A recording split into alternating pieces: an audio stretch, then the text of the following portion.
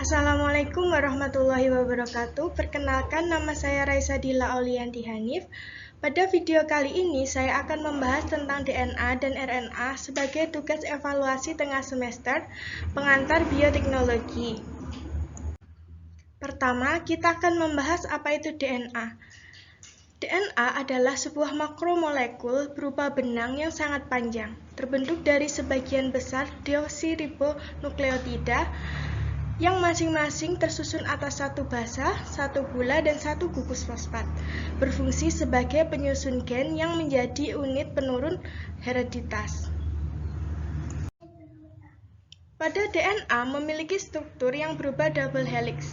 Struktur ini ditemukan oleh Franz Crick dan James Watson pada tahun 1953. Struktur ini menggambarkan struktur DNA yang terdiri dari dua untai molekul yang saling berpilin berbentuk menyerupai tangga bengkok seperti helix. Pada DNA, setiap untainya memiliki tulang punggung yang terdiri dari deoksiribosa dan gugus fosfat. Pada DNA terdiri dari nukleotida dan nukleosida. Nukleotida merupakan suatu ester fosfat yang memiliki tiga karakteristik komponen, yaitu basa nitrogen, heterosiklik, gula pentosa, dan gugus fosfat. Sedangkan nukleosida merupakan nukleotida yang kehilangan satu unsur penyusunnya dikarenakan gugus fosfatnya mengalami hidrolisis. Struktur nukleotida terdiri dari 4 macam jenis basa yang berkaitan dengan gula pentosa dan gugus fosfat, yaitu adenosin deoksiribonukleotida berpasangan dengan adenin, guanosin deoksiribonukleotida berpasangan dengan guanin, sitidin deoksiribonukleotida berpasangan dengan sitosin, timidin deoksiribonukleotida berpasangan dengan timin. Sedangkan pada nukleosida, terdapat 4 macam jenis basa yang hanya berkaitan dengan gula pentosa, yaitu deoksiadenosin yang berpasangan dengan adenin, deoksiguanosin berpasangan dengan guanin, deoksisitidin berpasangan dengan sitosin, deoksitimidin berpasangan dengan timin. Pada DNA, nukleotida akan dihubungkan oleh ikatan yang disebut dengan ikatan fosfodiester. Ikatan ini berada pada keterikatan antara gugus fosfat dan gula pentosa yang melibatkan atom karbon pada posisi 3 dan atom karbon pada posisi 5, seperti pada gambar yang telah dilingkari merah. Pada DNA, basa nitrogen tersusun atas dua basa, yaitu basa purin dan basa pirimidin. Basa purin terdiri atas adenin dan guanin, sedangkan pirimidin terdiri atas sitosin dan timin. Adenin akan selalu berpasangan dengan timin, sedangkan guanin berpasangan dengan sitosin. Dengan demikian, satu untai heliks ganda merupakan komplement terhadap untai lain.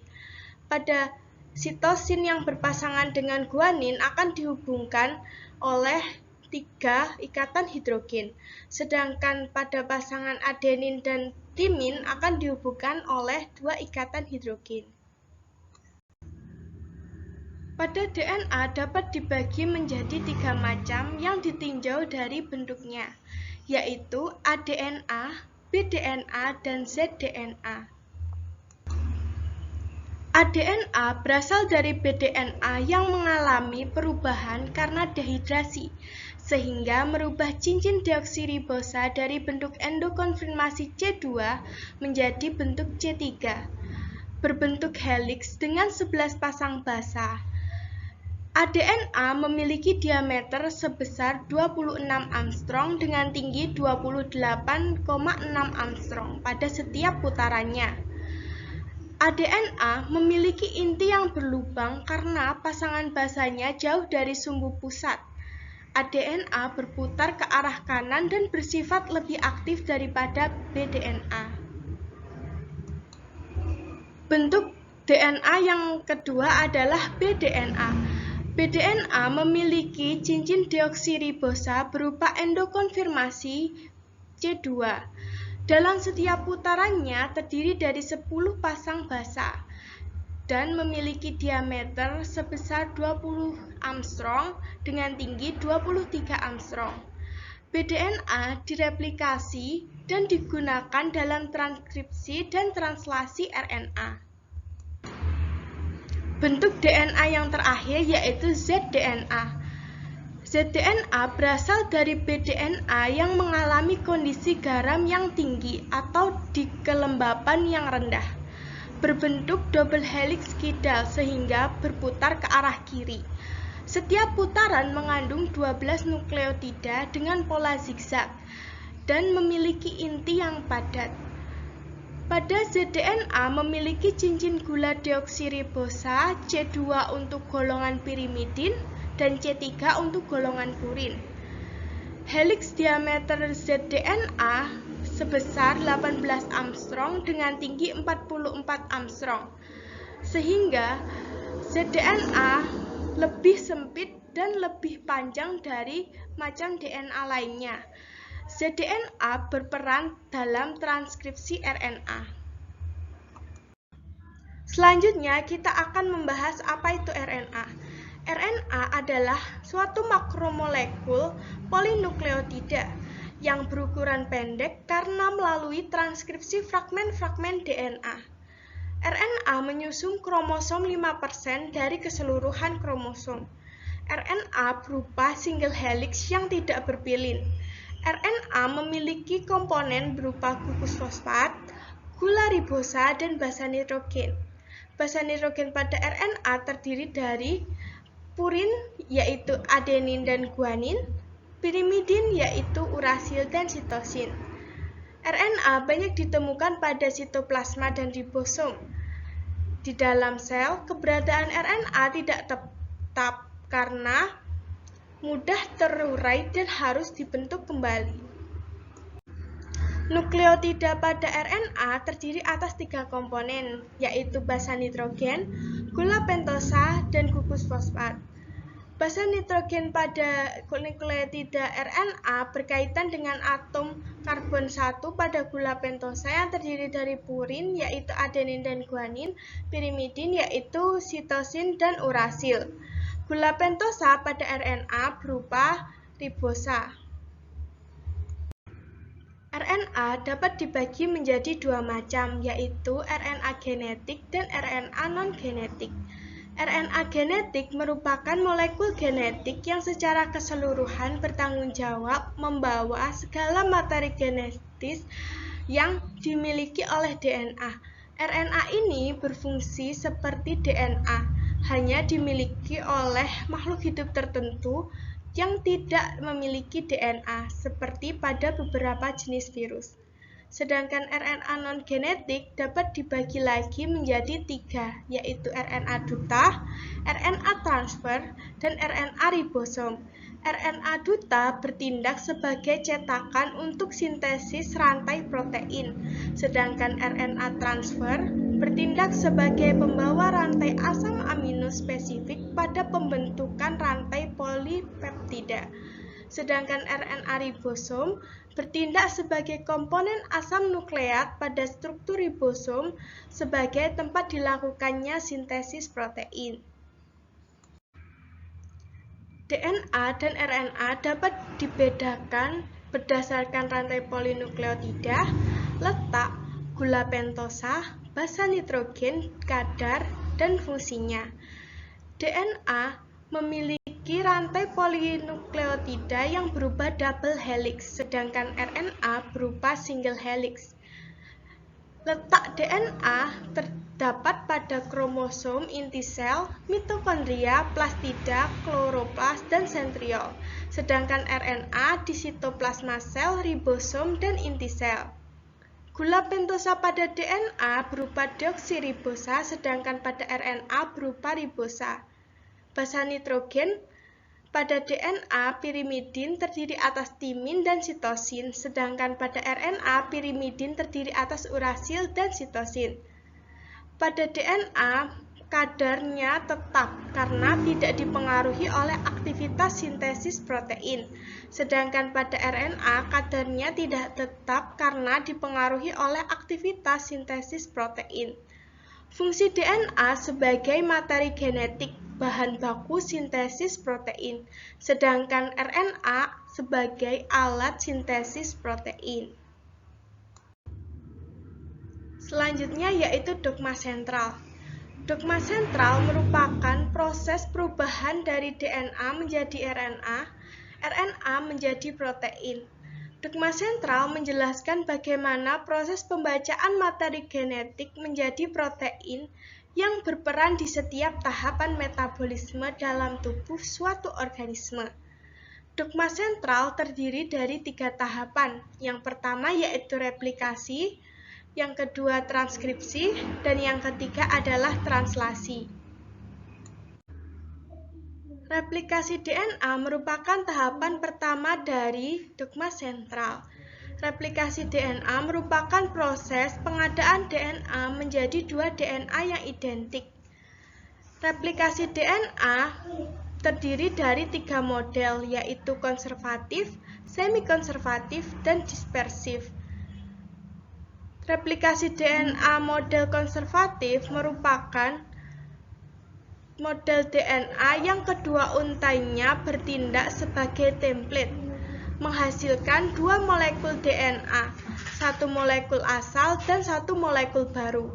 Sedangkan replikasi DNA model semi-konservatif pada setiap untainya bertindak sebagai template, dihasilkan 2 molekul DNA baru yang masing-masing molekul terdiri dari 1 molekul asal dan 1 molekul baru.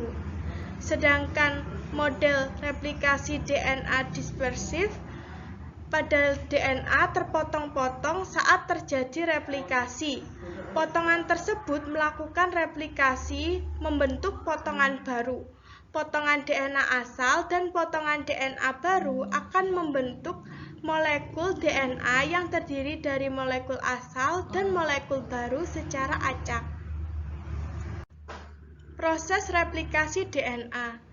Yang pertama, helikase akan memisahkan ikatan ganda pada DNA.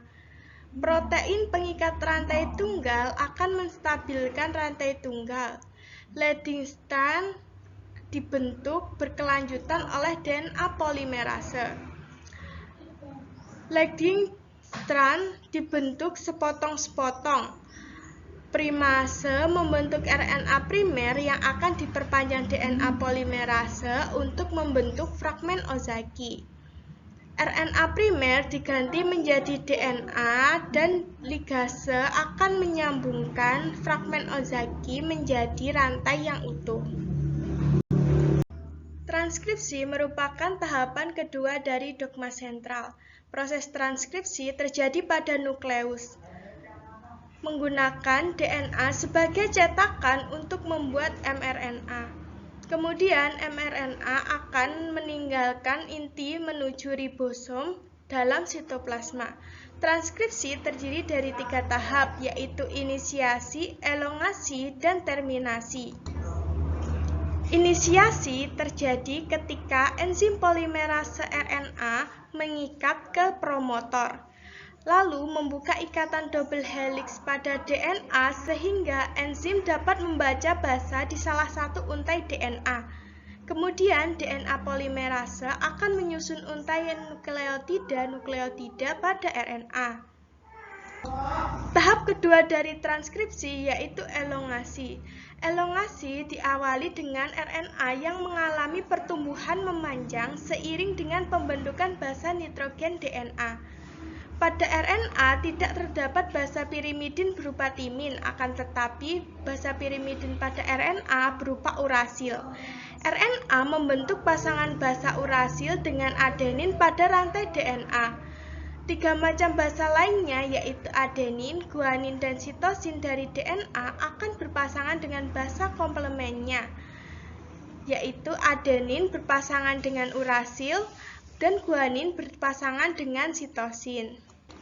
Tahapan ketiga dari transkripsi adalah terminasi yang biasa disebut dengan tahapan pengakhiran. Merupakan akhiran dari proses transkripsi yang terjadi pada RNA polimerase melintasi urutan gen stop. Terminasi, untai mRNA akan selesai dan terlepas dari DNA. Translasi merupakan tahapan terakhir dari dogma sentral. Proses ini merupakan proses penerjemahan urutan nukleotida pada mRNA sehingga menjadi rangkaian asam amino penyusun polipeptida yang berlangsung di ribosom. Setiap 3 urutan nukleotida pada mRNA disebut dengan kodon.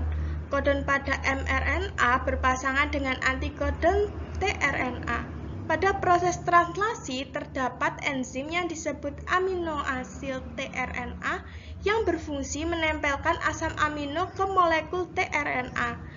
Dan juga terdapat enzim peptidil transferase yang berfungsi membentuk ikatan peptida dari ikatan asam amino. Translasi terdiri dari 3 tahap, yaitu inisiasi, elongasi, dan terminasi. Pada proses translasi, tahapan inisiasi, ribosom akan dibagi menjadi 3 ruang, yaitu E, P, dan A. Pada tahapan ini diawali dengan menempelnya mRNA pada ribosom berunit kecil, bagian P, tepat pada kodon start. Kemudian tRNA yang memiliki antikodon AUC berpasangan dengan kodon AUG pada mRNA. Ribosom subunit besar akan menempel dengan subunit kecil dan menghasilkan kompleks ribosom yang aktif. Selanjutnya adalah proses elongasi. Elongasi, ribosom akan membaca kodon-kodon di sepanjang mRNA. Di dalam ribosom, metionin pertama kali berikatan dengan asam amino. Selanjutnya akan membentuk peptida, tripeptida, dan seterusnya. Selanjutnya ada proses terminasi elongasi. Proses ini berlanjut hingga ribosom mencapai kodon stop, yaitu UAA, UAG, dan UGA. Kodon stop tidak mengkode satu asam amino, melainkan bertindak sebagai sinyal untuk menghentikan translasi. Polipeptida yang dibentuk akan diproses menjadi sebuah protein. Demikian yang dapat saya sampaikan, kurang lebihnya mohon maaf. Wassalamualaikum warahmatullahi wabarakatuh.